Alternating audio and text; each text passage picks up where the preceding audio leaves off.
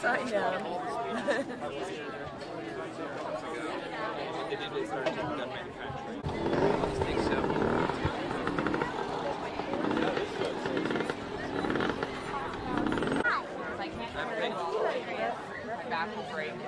Yeah, I was on the ballot. Really? Should be on my page. I'll show you where to go.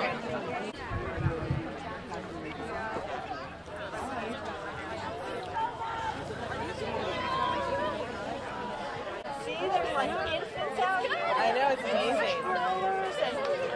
And somehow, like, and I wouldn't, but I was flying solo at the time, and I just was like, you know what, like, I'm not sure, like, how the crowd. You can run.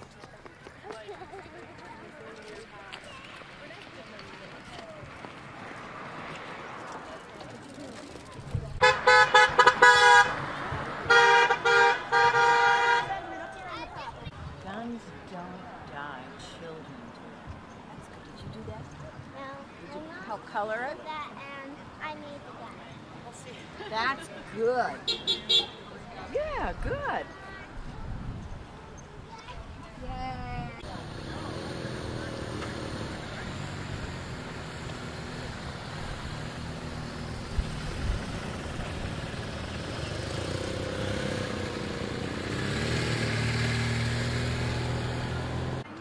Walking around the reservoir. That would have been amazing. Yeah.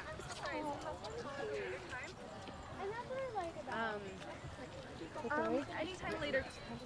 Yeah, later today.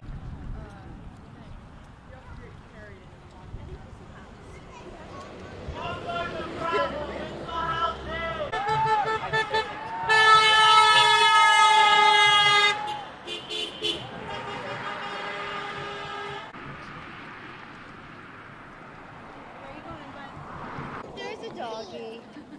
There is a doggy. Even if they didn't show, they'd know. It's supposed to be funny. Did you guys park at the... We parked at Buena Vista. Okay, so can you say and spell your name for me? Sure, I'm Jennifer Meltzer. It's Jennifer Meltzer. And I'm here with my son Jaden from Northampton, Massachusetts, and we are here connecting the coast to coast to spread the message of no more. I marched in the Women's March in DC, and it was one of the first marches like that I'd ever experienced, and it's resonated deeply, and we're not going to stop. So, and my son, who's 11 now, is on board and wants to share that message to make the change. Burbank, of all places, what brings you here? Burbank, so we are visiting family, and one of their family members got sick. We were supposed to be in downtown, and she wasn't going to be able to make it, and we decided we were going to come out and do this anyways, and just decided to land wherever we could locally, even if we were alone, so that we could just stand up and say no, to say no more, to, you know, continue making the change happen. It doesn't. It can happen just with one person, and so we just decided we're going to take the streets ourselves today, wherever it takes us, and just spread the message.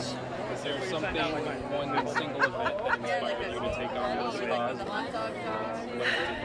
So I think just being a mom in this climate, or being American, but certainly we had a friend who was killed in the Orlando Pulse shooting.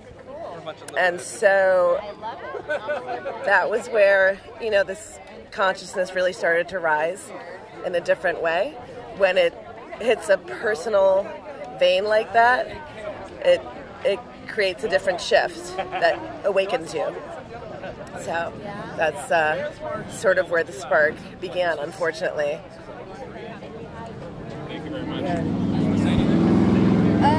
Yeah, so, I made this sign because, I came out here to come to the march, and we didn't really get to go downtown, but when I was making this sign, my mom and my aunt kept giving me suggestions, and I was like, no, I want to say my own words. So I chose to write "Somebody Help Me" because all the children have been killed and I'm a child, so I wrote "Somebody Help Me," and I made it two-sided, and on the other side I wrote "Death Kills," just because it's funny how obvious it is. And those were also, that was my first idea for the sign. And then turn it over for me.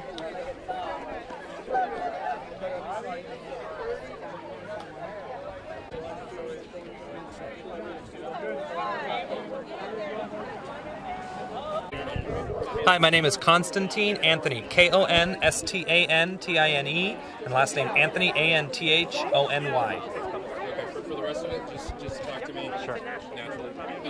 So what brought you here today, and then you can go on and explain why you're addressing it. Sure. So I'm here today at the March for Our Lives Burbank. We're at the Burbank Chandler Bike Path. It's a great place for people to congregate, bring their family, bring their dogs, and we can march all the way down to Buena Vista and back unimpeded. And it turned out great. We had a couple thousand people show up, and I was very excited for that. The march itself was, it's multifaceted. A lot of it had to do with inaction at our federal level, Congress refusing to partake in any gun control debate, any gun control legislation. And I think the voices here, as well as around not just the country, but around the world, there are marches all over the world asking America to get some legislation on the books. So there are other countries that are worried about us as well. And I think enough voices rising up will eventually be heard. And so I'm here in support of that. So why the I'm dressed as a militia member from West Virginia in the year 1791. That was the year the Second Amendment was ratified. As we know, the Second Amendment has been around for over 200 years, and only recently has it really been changed to reflect what I would like to call corporate interests, the gun manufacturers who want to sell more guns because it's in their best interest to make profit. So they've infiltrated the NRA, they've infiltrated right-wing news and bought politicians. So they've spent enough money to create a system where politicians have to refrain from enacting gun control, or else they will lose their elections because we are so ingrained in money in our politics. We have to get the money out of our politics. Until then, we have to fight the National Rifle Association, the gun manufacturers, and congresspeople who take their donations. They're the only ones not moving on this legislation. So I'm dressed this way to remind us what the original Second Amendment was about and how it's been denigrated, how it's been destroyed to reflect something completely different. And at that point, once the amendment gets that far away from its original intention, it's time to repeal it. And are you involved in some kind of official capacity, or are you kind of just sure. So me personally, I'm a disability rights advocate here in Burbank. I'm on the Burbank Advisory Council on Disabilities. I'm also on the Transportation Commission. I ran for City Council last year. I get involved in a lot of different political and activist roles. However, through my contacts online and through my social media presence, I'm involved with a movement called Repeal the Second, or hashtag Repeal2A. Do take a look at it. It's a movement of lawyers and constitutional scholars trying to go back into the Constitution and help local counties and states and federal agencies go back to what the original Second Amendment was about. People are excited.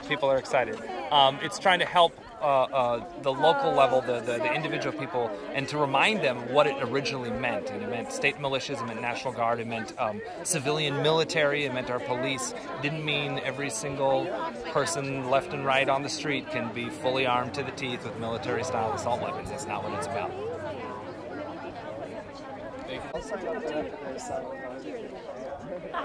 Just way back. It's amazing. Really, I feel like Burbank are going really strong.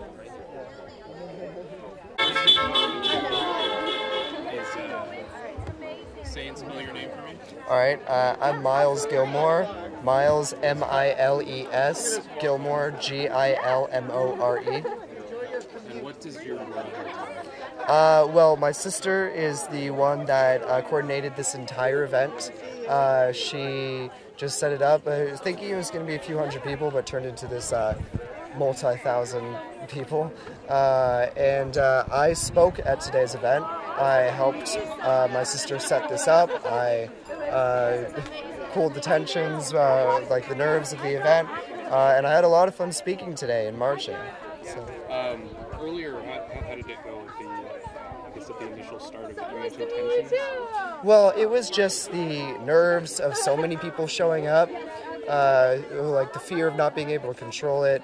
But, you know, the police really helped us out, and people were respectful, and most of it went smoothly. Is there something that sparked your interest in this subject? Like, was it a singular event, or?